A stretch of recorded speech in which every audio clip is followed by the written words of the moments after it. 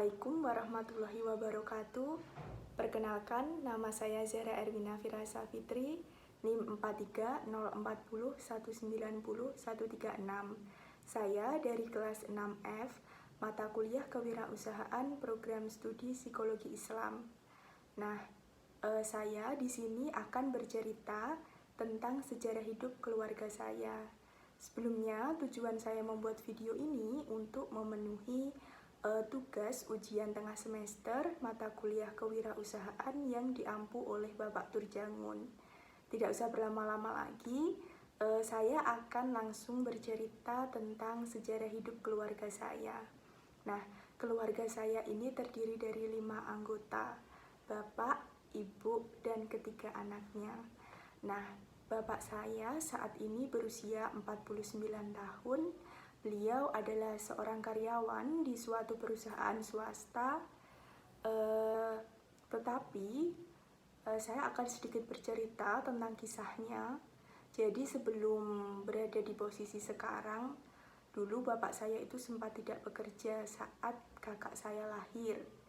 Tetapi dengan tekad yang kuat, beliau sadar gitu ya kalau keluarga kecilnya juga butuh kehidupan yang layak, keluarga kecilnya juga butuh dinafkahi, maka bapak saya ini berusaha untuk mencari pekerjaan. Dan singkat cerita, akhirnya beliau mendapatkan pekerjaan sebagai seorang sopir dan dijalaninya selama bertahun-tahun di perusahaan yang sama tempat beliau sekarang bekerja.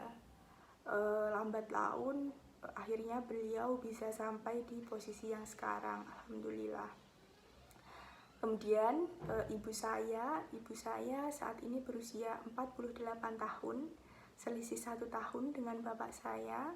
Beliau adalah seorang ibu rumah tangga, tetapi dulu waktu mudanya beliau itu bekerja sebagai seorang sales di sebuah perusahaan elektronik di Jakarta. Tetapi setelah menikah, ibu saya memutuskan untuk menjadi ibu rumah tangga, agar lebih fokus mengurus suami dan anak-anaknya gitu ya. Tetapi ibu saya ini sangat sibuk karena aktif di organisasi desa.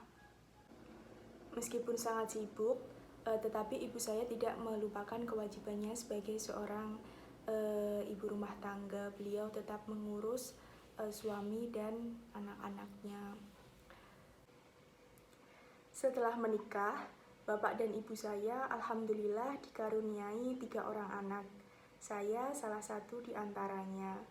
Yang pertama itu kakak saya, laki-laki yang saat ini berusia 25 tahun.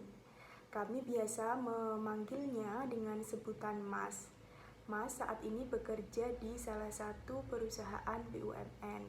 Sedikit cerita, jadi dulu pada tahun 2015 ketika kakak saya ini lulus STM, dia mencoba untuk melamar dan mengikuti tes di beberapa perusahaan. Alhamdulillah berkat doa orang tua, berkat usahanya, kakak saya bisa diterima di salah satu perusahaan tersebut. Dan saat ini kurang lebih kakak saya sudah menjalani pekerjaannya selama 7 tahun. Kemudian yang kedua, anak yang kedua itu saya. Tadi sudah perkenalan, nama saya Zahra Erwina. Saat ini saya sedang menempuh pendidikan S1 di IAIN Salatiga Program Studi Psikologi Islam. Saat ini saya berusia 21 tahun. Sedikit cerita tentang bagaimana bisa saya kuliah di IAIN Salatiga. Itu awalnya salah satu teman SMA saya memberikan tawaran kepada saya untuk mendaftar kuliah di jalur SPAN PTKIN. Karena jalur ini tidak ada tesnya, hanya melampirkan nilai rapot dan gratis gitu kan. Jadi niat awalnya memang hanya untuk coba-coba, misalkan diterima alhamdulillah, tidak juga tidak apa-apa. Tetapi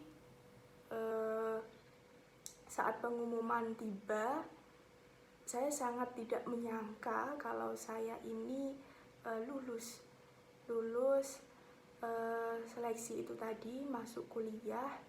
Sebenarnya saya tuh antara senang dan tidak, karena saya sama sekali tidak berpikiran masuk di jurusan psikologi, karena cita-cita awal saya tuh masuk kedokteran.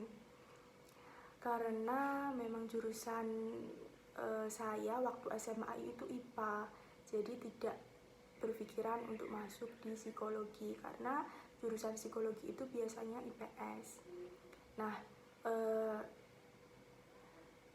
tetapi pada akhirnya saya mengambil kesempatan ini untuk berkuliah di IAIN Salatiga. Saya berusaha semaksimal mungkin menjalani perkuliahan ini, dan tidak terasa sampai saat ini saya sudah di semester 6. Mungkin memang rezekinya di sini, jadi ya alhamdulillah disyukurin aja, dinikmatin aja gitu. Kemudian yang ketiga itu adik saya, anak yang ketiga itu adik saya. Saat ini berusia 11 tahun, duduk di bangku sekolah dasar kelas 5. Masih seperti anak-anak pada umumnya yang masih suka bermain, jadi ibaratnya tuh perjuangannya tuh belum kelihatan gitu. Nah, saya juga akan cerita sedikit tentang usaha bapak dan ibu saya. Jadi setelah sekian lama hidup bersama, belum lama ini bapak dan ibu saya memutuskan untuk memulai usaha. Beliau awalnya hanya berjualan sembako, tetapi lama-kelamaan bertambah menjadi berjualan bibit buah dan bunga. Dalam usaha ini bapak dan ibu saya itu masih terkendala terkait pemasaran, terutama strategi untuk menarik pelanggan. Di samping itu juga karena bapak dan ibu saya kurang menaruh fokus pada usahanya karena kesibukan masing-masing. Kemudian juga sempat ada keinginan untuk udahlah kita nggak usah buka usaha aja gitu, karena juga di samping pemasarannya yang terkendala terkait pemasaran, karena konsumen itu memilih membeli produk di penjual lain yang harganya lebih terjangkau, sehingga produk kami itu juga sulit terjualnya gitu. Di samping itu juga karena belum bisa benar-benar fokus pada usahanya karena kesibukan masing-masing. Tetapi sampai saat ini ya usahanya masih tetap berjalan, tetapi memang dikerjakan sambil lalu seperti itu.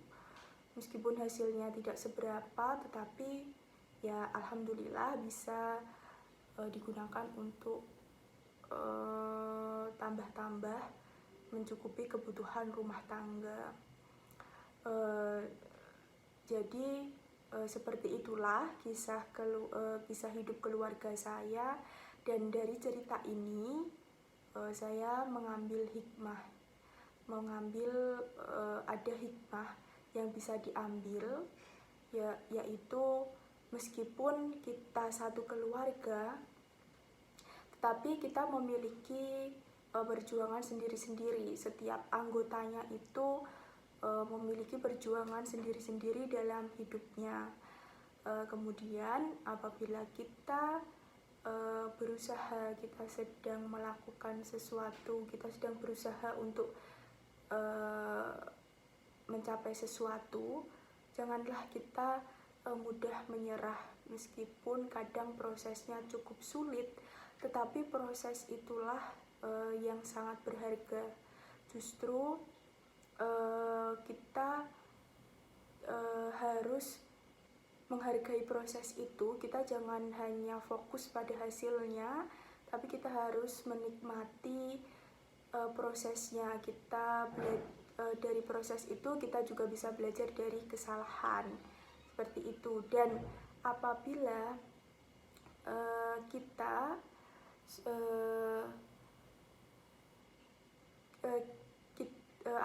kita sudah berusaha semaksimal mungkin, hasilnya dipasrahkan saja kepada Allah. Kita tidak perlu khawatir akan hasilnya. Yang penting kita sebagai manusia sudah menjalankan tugas untuk terus berusaha dan tentunya berdoa. Sekian cerita dari saya. Mohon maaf apabila terdapat salah-salah kata.